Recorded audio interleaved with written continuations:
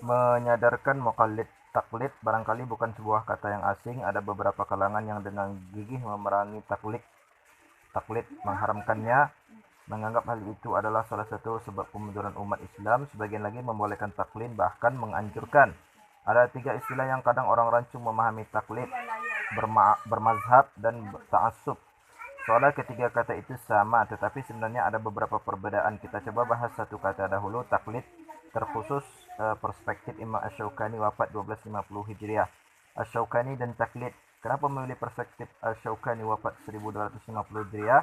Tak bisa dipungkiri beliau adalah ulama mutaakhirin yang secara serius dan cukup intent menolak taklid. Risalah Asy-Syaukani yang berjudul Al-Qaul Al-Mufid fi Hukm Taklid nomor 1 adalah sebagai bukti atas keseriusan beliau berbicara tentang taklid. Beberapa kalangan mengambil hukum haram taklid dari Asy-Syaukani wafat 1250 Hijriah, tetapi sayangnya tidak mengambil pengertian taklid yang disampaikan beliau. Asy-Syaukani wafat 1250 Hijriah mendefinisikan taklid dengan al-amalu biqaulil ghairi min ghairi hujjatin, mengamalkan perkataan orang lain tanpa hujjah. Nomor 2. Sebenarnya pengertian taklid yang dikemukakan Syaukani wafat 1250 Hijriah adalah standar pengertian taklid sebagaimana ulama usul fikih yang lain. Nomor 3. Tetapi Asy-Syaukani melanjutkan fayakhurujul 'amalu biqauli Rasulillah sallallahu alaihi wasallam wal 'amalu bil ijma'i wa ruju'il 'ami ila al-mufti. Tidak disebut taklid adalah mengamalkan sabda Nabi, mengamalkan ijma' dan orang awam yang mengamalkan fatwa seorang mufti. Secara gamblang Asy-Syaukani mengambil pendapat bahwa orang awam yang mengamalkan saja apa yang dikatakan orang mufti bukan disebut sebagai taklid. Nomor 4. Ini poin pentingnya. Siapakah mufti itu? Asy-Syaukani menjelaskan wa ammal mufti fahuwal mujtahid. Yang disebut mufti adalah mujtahid. Maka taklid yang dilarang oleh Asy-Syaukani adalah mengambil pendapat orang lain yang tidak jelas mujtahid atau bukan tanpa ada hujah. Jika ingin menggunakan pendapat keharaman taklid dari Asy-Syaukani, paling tidak juga harusnya memaparkan konsep taklid dari Asy-Syaukani. Asy-Syaukani dan syarat mujtahid. Lawan dari taklid adalah ijtihad. Sepertinya kita juga harus tahu bahwa syarat mujtahid yang ditetapkan oleh Syaukani, syarat itu adalah satu, harus mengetahui nas Al-Quran dan As-Sunnah.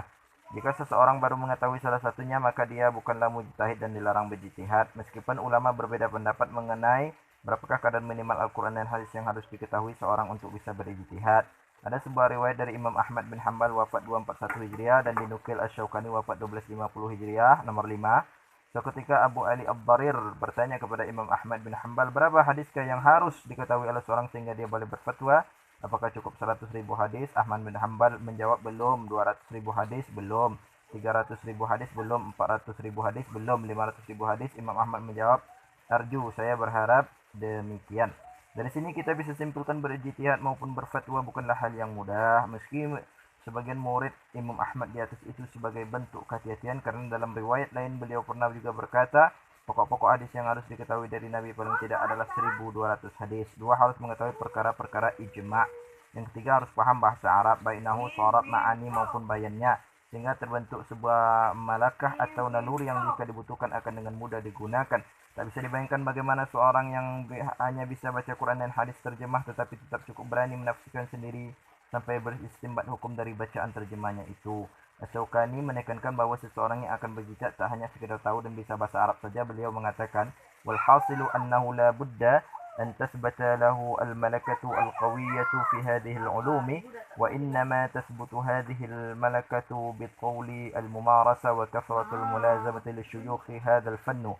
Kesimpulannya adalah seseorang yang akan berijtihad harus mempunyai malakah atau keilmuan yang lekat terhadap ilmu ini, bahasa Arab.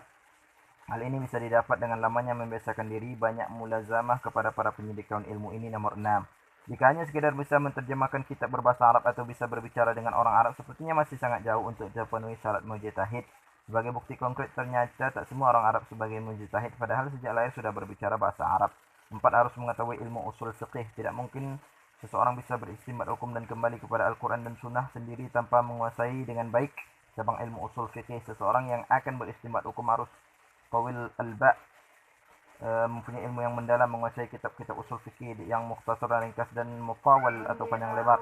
Ilmu usul fikih tak lain adalah sebuah metodologi yang dipakai para ulama untuk memahami teks dalil sehingga bisa menjadi hujjah.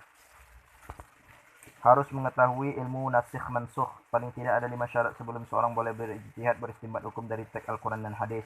Ternyata syarat mujtahid yang dimukakan oleh Syaukani bukanlah syarat yang mudah. Itulah poin penting yang perlu dicatat jika kita menggunakan konsep taklid ijtihad yang dimukakan oleh Asy-Syaukani. Fuqaha masa Ibnu Rushd wafat 595 itu termasuk orang awam dan muqallid. Berbeda dengan Asy-Syaukani wafat 1250, Ibnu Rushd, Al-Qurtubi wafat 505 Hijriah mempunyai konsep lain terkait taklid. Dalam kitab Ad-Daruri fi Usul Fiqh atau Mukhtasar Al-Mustashfa, Ibnu Rushd mengungkapkan nomor 7, wal taqlidu huwa qubulu qawli qailin yaghlibu 'ala adh-dhanni sadaqatun li husni thiqati fihi. Taklid adalah menerima perkataan orang lain yang dianggap kejujurannya karena kepercayaan yang baik terhadap orang lain tersebut. Dengan kata lain, taklid menurut Ibnu Rushd wafat 505 Hijriah berbeda dengan yang diungkapkan Asy-Syaukani. Taklid bukan berarti hanya mengambil pendapat orang lain tanpa hujjah, tapi mengambil pendapat orang lain karena yakin akan kemampuan dan kesiqahan orang lain tersebut. Bahkan lebih menarik lagi, Ibnu Rushd wafat 505 Hijriah memasukkan fuqaha pada zamannya dalam golongan orang awam dan muqallid. Ibnu Rushd mengungkapkan nomor 8, wali'annaha huna ta'iqatun tashabbahu al-awamu min jihati wal mujtahidina min jihati wa hamma al-muslimuna, sampai habis. Di sana ada golongan yang di satu sisi mirip orang awam, di satu sisi mirip mujtahid. Mereka lebih kenal zaman ini dengan sebut fuqaha. Maka kita sebaiknya melihat kira-kira mereka lebih cenderung pada golongan mana. Hal yang jelas terlihat dari mereka adalah mereka masuk dalam kategori awam, mereka adalah muqallid. Wal farqu baina ha'ula'i wa baina al-'awami innahum yahfizuna al-ara'a allati lil-mujtahidin fayakhbiruna 'anha al-'awamu min ghairi an takuna. Perbedaan mereka fuqaha dengan awam adalah mereka menghafal pendapat-pendapat para mujtahid lalu mengabarkannya kepada orang awam. Mereka juga belum memiliki syarat mujtahid, maka derajat mereka adalah derajat mengabarkan kepada pendapat mujtahid. Walau wafaqu fi hadza al-kana al-amru asyabbahu. Jika saja mereka fuqaha hanya berdiam diri, maka itu akan lebih baik. Tapi sayangnya mereka melampaui batas dan mengkiaskan sendiri sesuatu hukum dari hasil ijtihad orang yang ditaklidinya, maka terjadilah kesesatan dan kebid'ahan. Ibnu Rushd wafat 505 Hijriah secara umum menyebutkan bahwa disebut muqallid jika belum memenuhi syarat mujtahid, bahkan ahli fikih pun lebih cocok dimasukkan dalam golongan awam dan muqallid. Taklid berbeda ulama, berbeda konsep. Jangan bertaklid itu dilarang. Sebelum mengiyakan perkataan itu, hal mendasar yang perlu diketahui adalah pengertian taklid yang seperti apa yang dimaksud. Jangan sampai melarang orang untuk taklid dengan menyebut perkataan Asy-Syaukani, tetapi memaknai taklid dengan konsep ulama yang lain yang berbeda. Jika ditarik benang merah, sebenarnya apa yang dikemukakan oleh Asy-Syaukani dan Ibnu Rushd ini memiliki persamaan, sama-sama mengajak umat Islam untuk berdiri pada posisi masing-masing. Jika seseorang sudah sampai derajat ijtihad, maka sudah menjadi kewajibannya untuk berijtihad, tapi sebaliknya kerusakan akan timbul jika menyerahkan suatu bukan kepada ahlinya. Menyadarkan umat Islam tentang bahaya taklid itu bisa jadi lebih mudah daripada menyadarkan mereka bahwa jika belum mempunyai syarat-syarat ijtihad, jangan sok sebagai mujtahid.